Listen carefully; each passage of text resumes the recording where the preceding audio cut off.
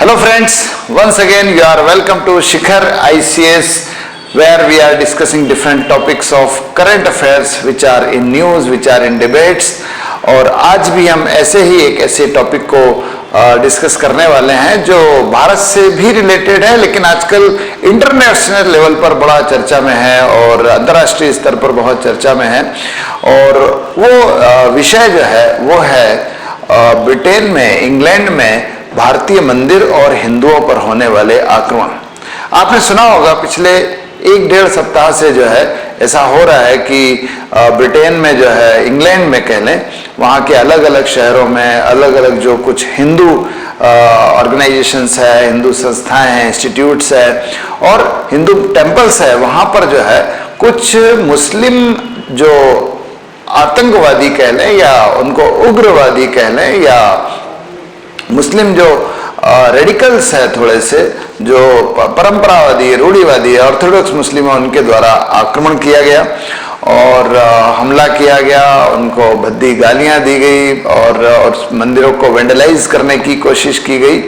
तो इसी पर आज हमारी चर्चा जो है केंद्रित होगी। हम इसमें यह देखेंगे कि आखिर घटनाक्रम क्या हुआ, what was the incidence actually, first. Second, इसके कारण क्या है, दिख क्या रहे हैं और है क्या, और तीसरा ये कि इसके कॉन्सिक्वेंसेस क्या हो सकते हैं। तो सबसे पहले तो ये देखिए कि घटनाक्रम क्या है। देखिए घटना यूं है कि पहले तो एक जो पहली जो घटना हुई वो लीसेस्टर में हुई है, अलग अलग शहरों में हुई। तो लीसेस्टर में कोई हनुमान मंदिर है, हनुमान जी का मंदिर है, भगवान राम का मंदिर है, वहां पर अटैक हुआ और वहां पर जो है लगभग 250-300 लोग जो है इकट्ठा हुए। उन्होंने नारे लगाए, मंदिर के दरवाजे को तोड़ने की कोशिश की और हालांकि बीच में पुलिस भी आई।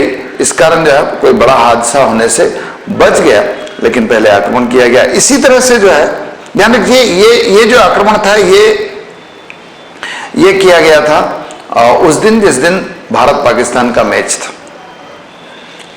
एशिया कप में, दुबई में। दूसरा आक्रमण जो हुआ है वो हुआ है बर्मिंघम में।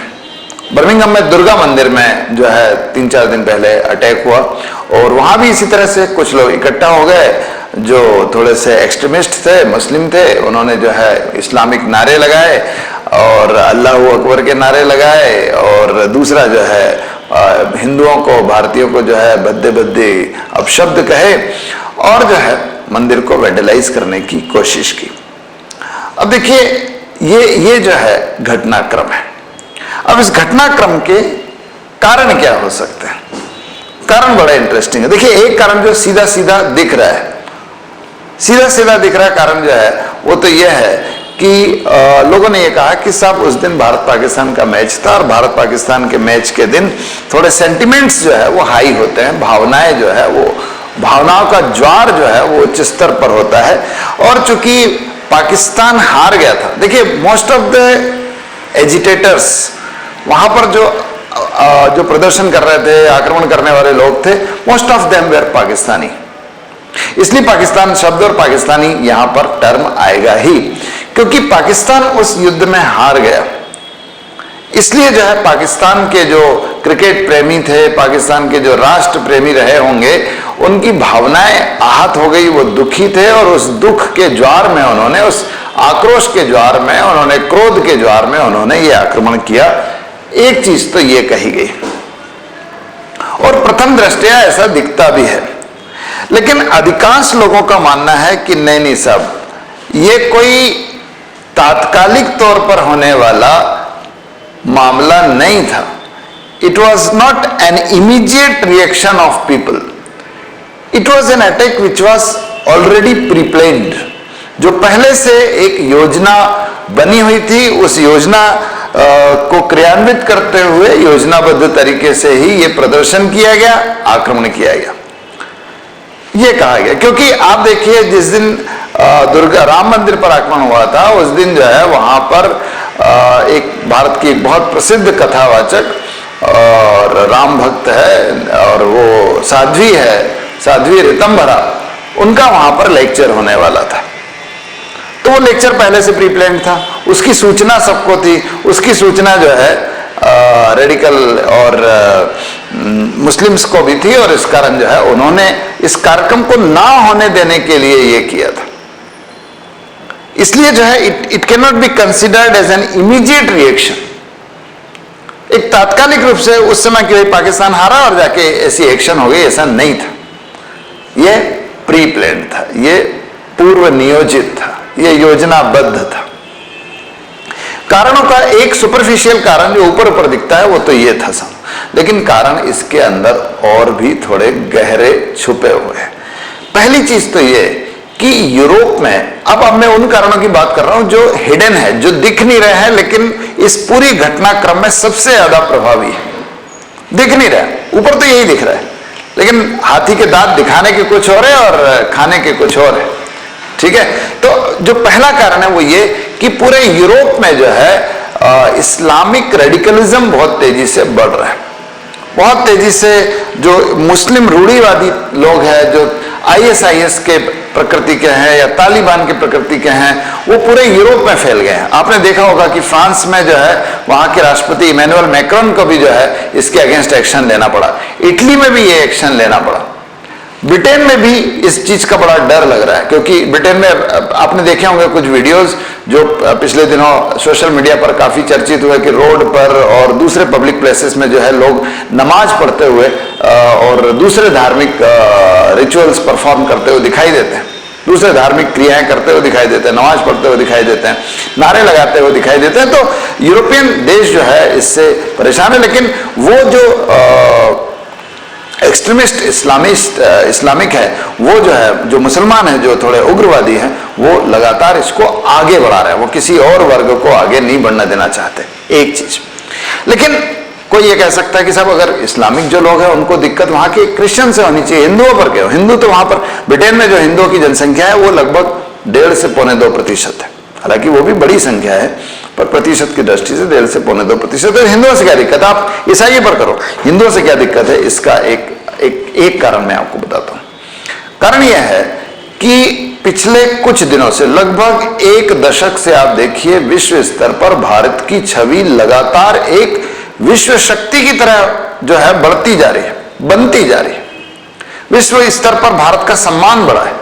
सारी बड़ी शक्तियां, चाहे वो US हो, चाहे वो ब्रिटेन हो, चाहे जापान हो, चाहे इटली हो, सब, जर्मनी हो, फ्रांस हो, सब जो है भारत का नाम सम्मान से ले रहे हैं। उसको अंतर्राष्ट्रीय स्तर पर, इंटरनेशनल फोरम्स पर, अंतर्राष्ट्रीय मंच पर बड़ा सम्मान दे रहे हैं, जिसके कारण भारत की अंतर्राष्ट्रीय छवि धीरे धीरे करके एक विश्व शक्ति के रूप में बनती जा रही है। अभी बनी नहीं है, लेकिन बनती जा रही है, जिससे भारत के जो राइवल्स है, भारत के जो शत्रु देश है या जिनको भारत से ईर्ष्या है, उनकी ईर्ष्या और बढ़ती जा रही है, खासतौर पे पाकिस्तान की। अब देखिए, पाकिस्तान के तो अपने हाल बेहाल है। पाकिस्तान में वो they are fighting at many fronts, at the fronts, political fronts, at the front of economic crisis, आर्थिक रूप से टूट गए हैं, पॉलिटिकली वहां बहुत संकट है। लेकिन वो पाकिस्तानी जो दूसरे देशों में बस गए, यूरोप में बस गए हैं, ब्रिटेन में, फ्रांस में, जर्मनी में, इटली में, ग्रीस में, वो जो है वो अभी भी पाकिस्तान की छवि को अच्छा रखना चाहते हैं और उसके लिए भारत की छवि को धूमिल करना चाहते हैं। इसलिए उनको बड़ी ईर्ष्या है कि भारत कैसे विश्व शक्ति बन रहा है धीरे धीरे।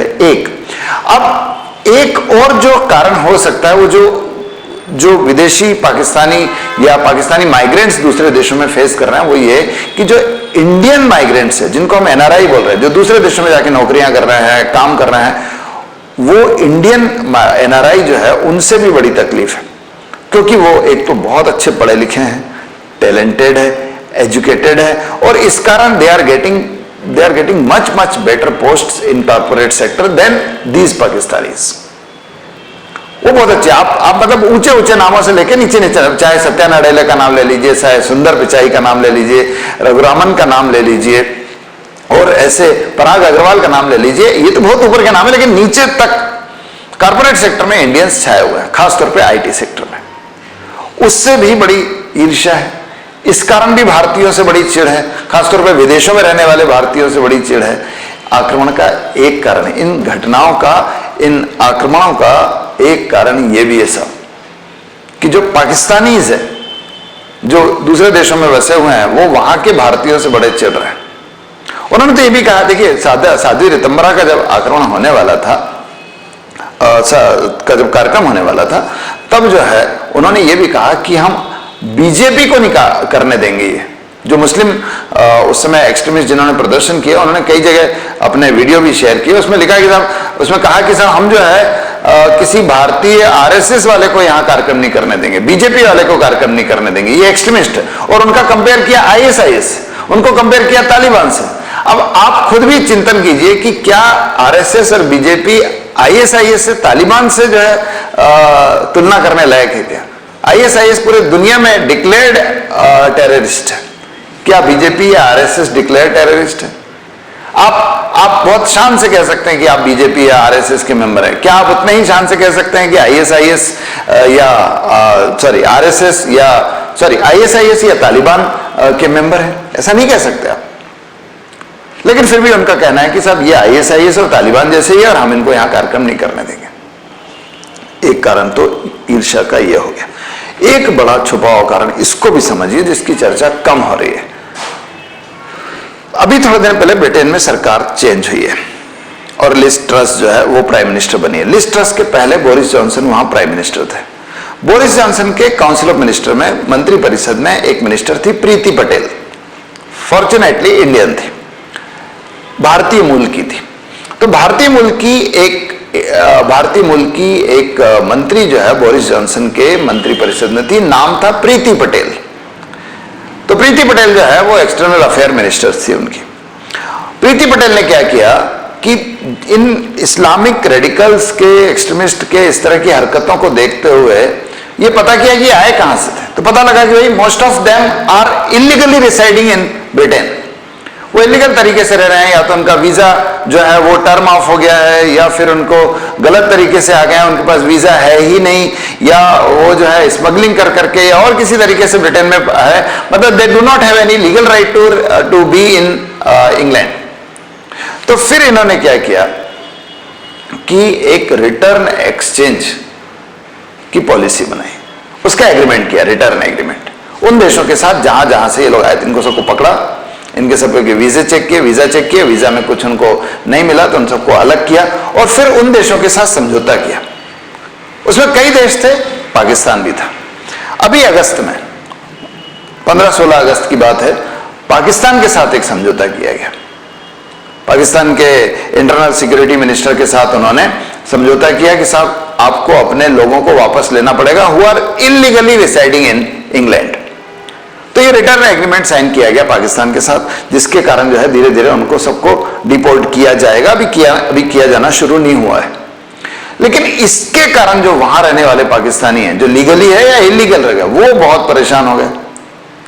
अब परेशानी को उनको लगा कि ये किया किसने है, किया दो तरीके से भारत पर शक जा रहा है उनको। एक तो प्रीति पटेल इंडियन है, भले ही जो है भारत की मूल निवासी है, लेकिन इंडियन तो लग रही है। दूसरा ये है, उनको लग रहा है कि भारत ने अपने प्रभाव से ब्रिटेन पर दबाव डाला है और ब्रिटेन ने उस दबाव में काम करते हुए पाकिस्तान को, यहाँ पाकिस्तानियों को यहां से धकियाने के लिए ये पॉलिसी अपनाई और ऐसे एग्रीमेंट किया है।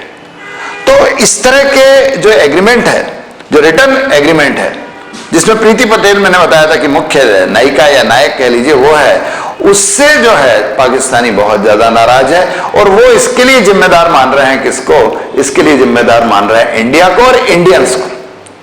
तो ये इसको आप कह सकते हैं कि खिसियानी बिल्ली खंबा नोचे।